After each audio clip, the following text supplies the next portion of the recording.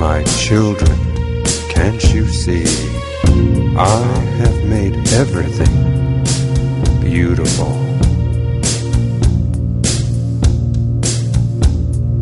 Beauty is before me, before me, before me. Beauty is before me, before me is great beauty. Hi, this is Robert. And this is Terry Lynn Taltree. Welcome to Keeping the Fire and 7 Tips to Eliminate Burnout. When you have a small flame that starts to die down, there are 2 things that have to be done. First, you need to add more kindling or fuel to the fire. Second, you need to give it oxygen. That's the same as with life. The fuel, of course, is inspiration. The oxygen is you, your breath, your own life force. You must reach within to find that small flame of hope. The fact is, you are a miracle. For more than 400 million seeds of love, only 1 survived. There were millions of factors that had to come together in order for you to be here. Never before has there been anyone exactly like you. Not in the 70 billion who have walked this planet since the beginning of time. And never again will there be anyone exactly like you. You truly are a rare and precious being. And you are supported more than you can even imagine. Without any effort on your part, you can view the beauty of this world with the 100 million receptors in your eyes without straining. You can experience the exquisite sounds of nature with the 24,000 fibers in each of your ears. The 200 bones and the 500 muscles in your body support you and allow you to move about freely. You can experience the ecstasy of touch with the 7 miles of synchronized nerve fiber that exists throughout your entire body. And without a thought, your heart works for you, pumping 600,000 gallons through over 60,000 miles of veins, arteries, and tubing. Did you know that your heart beats more than 36 million times a year? Year after year. That you are here and that you are you is a miracle. When you are tired and weary, hold on to that. Burnout, where does it come from? Well, between computers, viruses, debts, bad economy, work, lack of sleep, and relationships, they all have a common denominator: stress. And stress leads to burnout, and burnout leads to lack of energy and productivity. With the world becoming smaller and information bombarding us with terror to tragedy, it's obvious that something has to give, and that something is us. Burnout has become a way of life in our modern culture. It distracts us from our priorities. It robs us of our ability to effectively connect with one another. We don't take care of ourselves. We can't take care of our families, and we perform below our abilities at work. Burnout causes parents not to be able to sit with their children while they do their homework.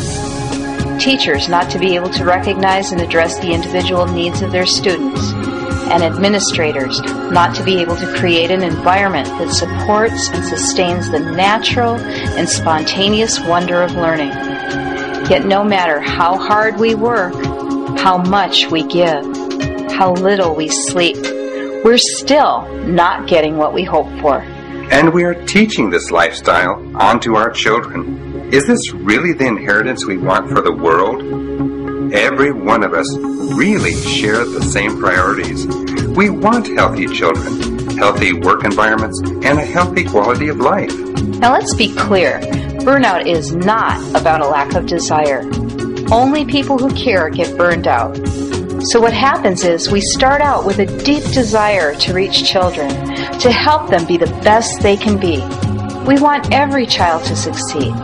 And somewhere along the way, we get caught up in the external expectations, the benchmarks, the proficiency, and we lose perspective.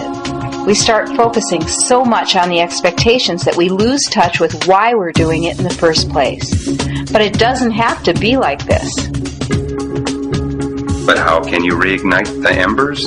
When you were a child, you didn't need a seminar to teach you how to experience the spontaneous enthusiasm and wonder of life. It came naturally. That awareness is still inside you, but you've forgotten how to play. So the goal here is to get you to lighten up and play more. What you'll get is a life worth living. You'll be healthier, happier, and you'll regain your passion for life. You'll be able to live your life on purpose. Instead of going through life afraid of what might happen, we're going to give you the tools to help you rediscover the joy and wonder you were born with.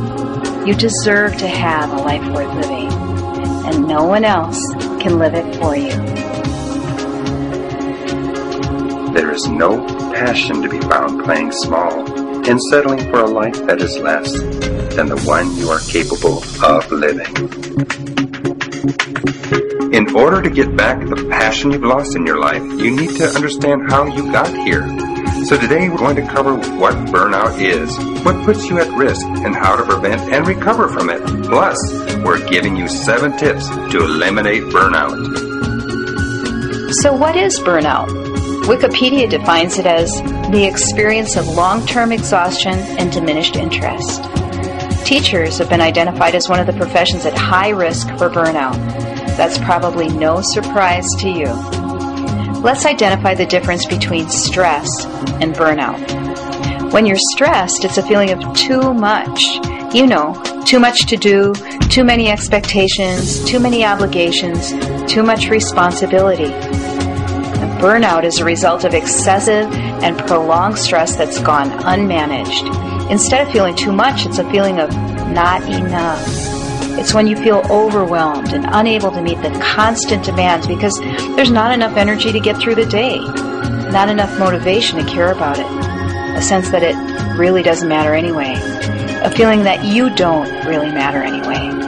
It's a flatness, a loss of interest, and an emotional withdrawal and detachment from yourself and others. When we don't address burnout, we can only expect matters to continue to spiral out of control. We all have days when we feel bored, overworked, and undervalued, when the 9 plates we've got spinning in the air aren't acknowledged, let alone rewarded.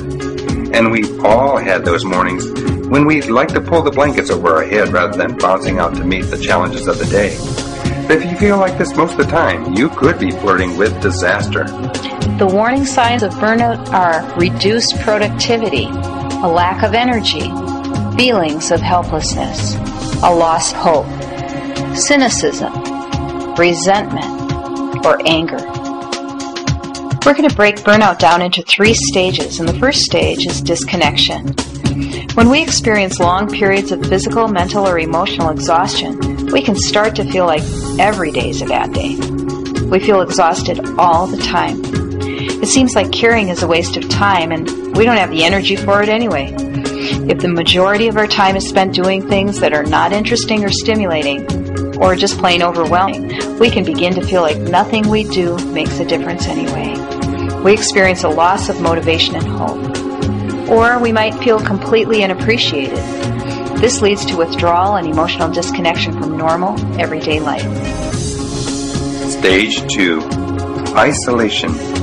When we disconnect, we're removing ourselves from relationships and activities that keep us engaged in life.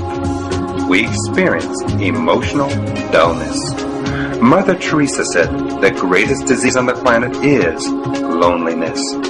As human beings, we thrive on connection. When we feel isolated, depression and helplessness set in. Our entire world seems flat. It takes great effort to get up every morning to do it all over again. We may be unable to sleep, our bodies may ache, and our immune systems become compromised.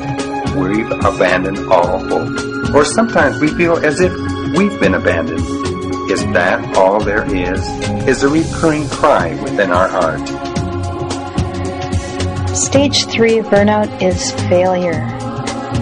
We say failure because burnout causes unhappiness and detachment, which can actually threaten your job, your relationships, and your health. It affects us on an emotional, a physical, and a spiritual level. It affects us professionally and personally. It gives us the sense that life doesn't even seem worth living. Yogi Berra says, there's something I know about you that you may not even know about yourself. You have within you more resources of energy than ever have been tapped, more talent than ever has been exploited, more strength than has ever been tested, and more give than you have ever given. So let's recap what burnout is. Physical exhaustion leads to emotional withdrawal. When we don't have the energy to be present, we experience disconnect. Disconnection feeds the feeling of isolation. Isolation creates failure in our relationships, our work, and our life. So we've just looked at what burnout is, how it differs from stress, what the warning signs are, and the 3 stages we experience when we're in it. Now let's move on to seeing what puts you at risk. What puts you at risk? Well, let's take a look at the 3 areas of your life that have the greatest potential for putting you at risk: your work, your lifestyle, and your personality. Work-related causes of burnout include working in a high-pressure environment, having to perpetually deal with chaos, or having overly demanding expectations. Another cause may be that those expectations aren't even clear. If you're in a work environment that fails to recognize or reward you for good work, that can also be a cause of burnout. In fact, often when we're burned out at work, we feel we have little or no control over it. Here's a tip. We've lost our big picture connection to why we're doing what we're doing. We've disconnected from a higher purpose and lost sight of who we are in relationship to our work. Lifestyle causes of burnout include not taking care of ourselves, not getting enough sleep, and burning the candle at both ends. Physical exhaustion takes its toll when it goes on for extended periods of time. If you're taking on too many commitments and not asking for help, you might be setting yourself up for burnout. We live in a time when the roles we play